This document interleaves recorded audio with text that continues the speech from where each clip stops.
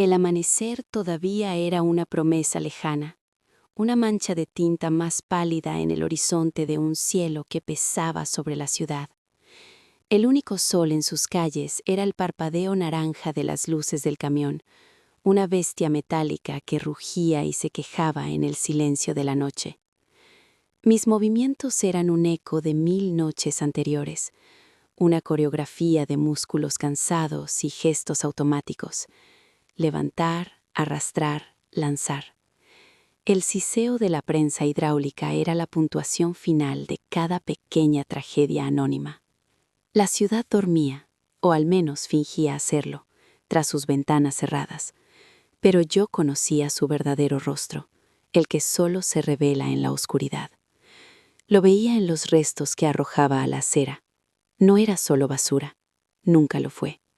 Eran historias rotas, promesas olvidadas, sueños que se habían agriado. Un oso de peluche con un solo ojo, mirando fijamente desde el abismo de un contenedor. Un fajo de cartas atadas con una cinta descolorida, palabras de amor ahora condenadas al olvido. Un marco de fotos roto, la sonrisa congelada de una familia que quizás ya no existía. Cada noche sentía que me hundía un poco más en esa marea de desechos.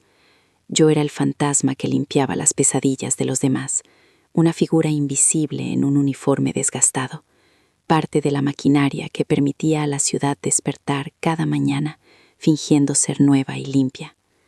Pero la suciedad no desaparecía, solo se transfería. Sentía su peso en mis hombros, un lastre que no era solo físico. Era el peso de todos esos finales, de todas esas vidas interrumpidas. Me movía por un cementerio de objetos, y a veces sentía que yo era uno más de ellos.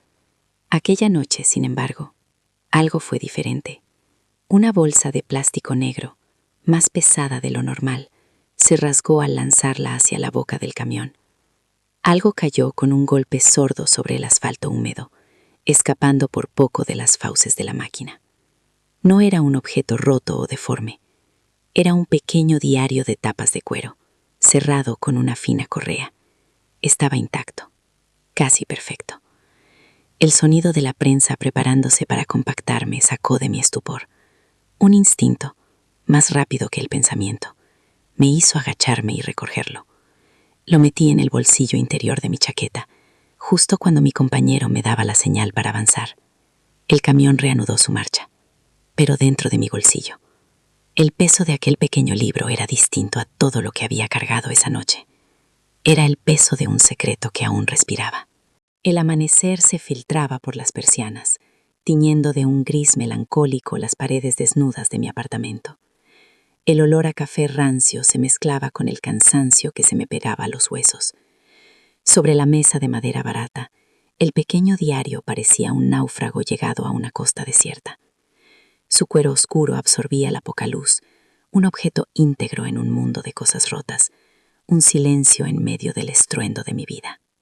Mis manos, encallecidas y aún con el rastro de la noche bajo las uñas, se detuvieron sobre la correa que lo mantenía cerrado. Durante un instante, me sentía un profanador de tumbas. ¿Qué derecho tenía yo a invadir una vida que no era la mía? Yo era el que recogía los finales, no el que espiaba los principios.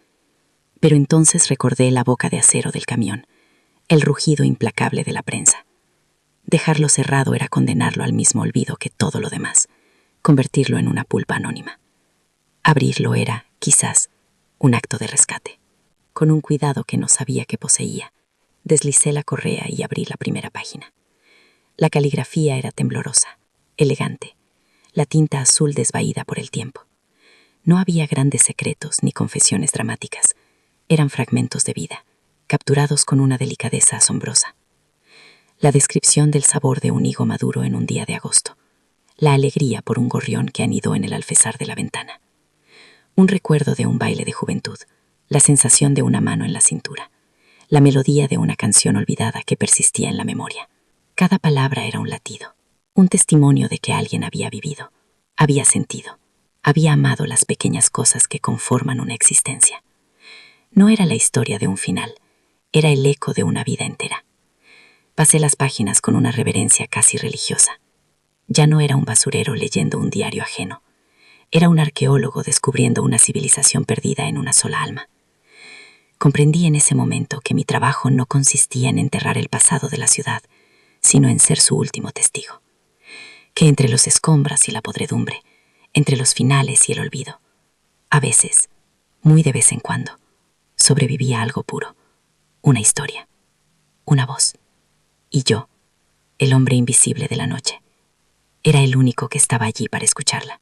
Cerré el diario y lo coloqué de nuevo sobre la mesa, pero ahora no parecía un náufrago, sino una brújula.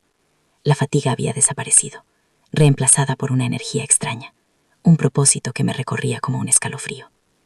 La ciudad ya no era un cementerio que debía limpiar, era una biblioteca de historias no contadas, y yo tenía la llave. Aquella noche, al volver a ponerme el uniforme, ya no sentía el peso de los finales. Sentía la llamada de todos los comienzos que se negaban a morir en la oscuridad. Mis manos ya no eran las de un verdugo, sino las de un partero. Cada bolsa que rasgaba, cada contenedor que volcaba, lo hacía con una delicadeza nueva, con la precisión de un cirujano buscando un pulso débil. El rugido del camión seguía siendo el mismo. La ciudad seguía exhalando su aliento agrio de la noche anterior, pero mi propósito había mutado. Ya no buscaba vaciar las calles, sino llenarme yo de ellas. Mi compañero, Carlos, me miraba de reojo, notando el cambio en mi ritmo. Mi lentitud no era cansancio, era atención. Mis pausas no eran para tomar aire, eran para escuchar el eco de los objetos. Mi apartamento se transformó. La mesa de madera barata donde había abierto el diario se convirtió en un altar. A su lado, pronto se unieron otros náufragos. Una única zapatilla de ballet, la cinta de raso deshilachada, que parecía haber danzado su último acto en la soledad de un callejón. Un violín de juguete con una sola cuerda, tenso como un nervio a punto de romperse, cuyo silencio era más elocuente que cualquier melodía. Un marco de plata deslustrada, que ya no contenía una foto, sino el fantasma rectangular de una sonrisa. Un hueco que yo llenaba cada mañana con una historia distinta. Los llamaba mis susurros. Eran el coro silencioso que me recibía al amanecer, la prueba de que ninguna vida, por rota que pareciera, se desvanecía del todo. Carlos no tardó en hablar. Una noche, mientras yo rescataba un pequeño barco de madera de entre una montaña de cáscaras de naranja, su voz me golpeó como una piedra. ¿Qué haces? Te has vuelto un buscador de tesoros. Su tono era burlón, pero bajo él había una capa de genuina extrañeza. Lo miré, sosteniendo el pequeño barco en la palma de mi mano. Su mástil estaba roto, pero la pintura azul del casco aún resistía. No busco tesoros, le dije, con una calma que me sorprendió a mí mismo. Busco pruebas. ¿Pruebas de qué? Se rió él. De que seguimos aquí. De que importamos. Carlos sacudió la cabeza y se volvió hacia el camión, murmurando algo sobre la locura que trae la falta de sueño. No me importó. Por primera vez, la opinión de otro era solo un ruido de fondo. Mi misión era un secreto entre la ciudad y yo. Las semanas se convirtieron en meses. Mi colección crecía, y con ella mi entendimiento. Aprendí a leer las manchas de café en un libro desechado como si fueran anillos en el tronco de un árbol, a interpretar el pliegue de una carta no enviada, a sentir el calor residual de una mano en la empuñadura de una herramienta oxidada. Me estaba convirtiendo en el guardián de la memoria no oficial de la ciudad, el archivero de lo efímero. Ya no me sentía un fantasma, me sentía un faro, y cada objeto era una luz que me negaba a dejar que se extinguiera. Una madrugada, cuando el aire era tan frío que dolía respirar, mi guante se enganchó en algo duro y metálico dentro de una caja de cartón empapada. No era el sonido hueco de una lata, ni el de un trozo de chatarra. Era un peso sólido, denso. Con cuidado, aparté los restos de periódicos mojados y los saqué a la luz anaranjada del camión. Era una medalla militar, colgada de una cinta de tela a rayas, ahora manchada y descolorida. El metal estaba frío al tacto, grabado con un águila y unas palabras. Le di la vuelta. En el reverso, una inscripción clara, precisa, Había sobrevivido a la intemperie y al desprecio. Un nombre, una fecha. Al sargento Javier Romero. Valor y sacrificio. 1985. El corazón me dio un vuelco. Esto era diferente. No era un susurro anónimo. No era un eco sin rostro.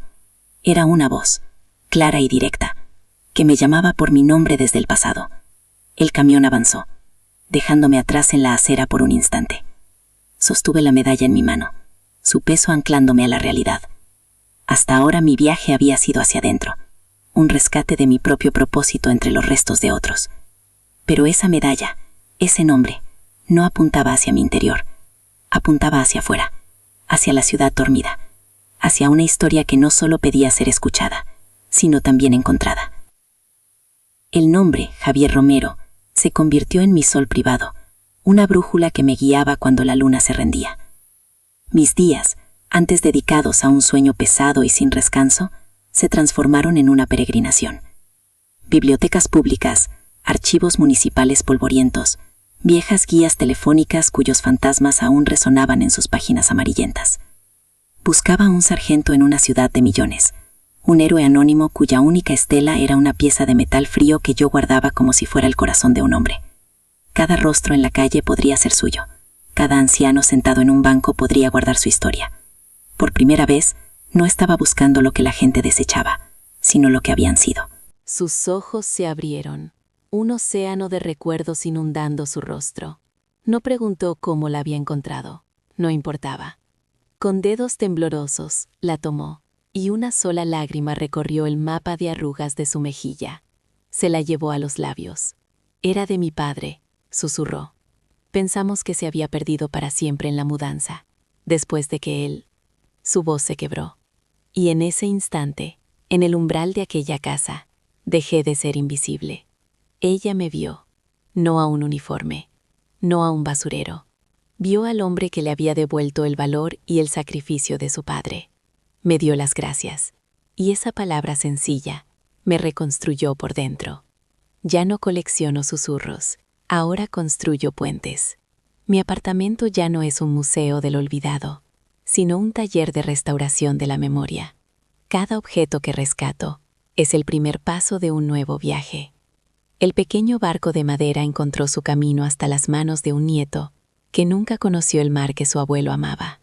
La zapatilla de ballet descansa en la vitrina de una escuela de danza del barrio, un recordatorio silencioso de que la pasión sobrevive al cuerpo. Incluso Carlos, mi compañero, a veces se detiene y me señala un objeto con una mirada interrogante, un cómplice silencioso en mi misión. El camión ya no ruge, canta una canción de cuna a la ciudad. Mi nombre no importa. Soy el hombre que trabaja en la oscuridad para que otros puedan vivir en la luz. Pero ahora sé que mi labor no es hacer desaparecer las cosas, es encontrarles su verdadero lugar. Aprendí que la basura no existe, solo existen las historias que hemos dejado de contar. Cada noche, cuando la ciudad se desnuda y me muestra su alma en los restos que abandona, ya no veo finales, veo legados. Veo la prueba inquebrantable de que, incluso entre lo que se rompe y se desecha, la humanidad siempre, siempre, encuentra una manera de sobrevivir.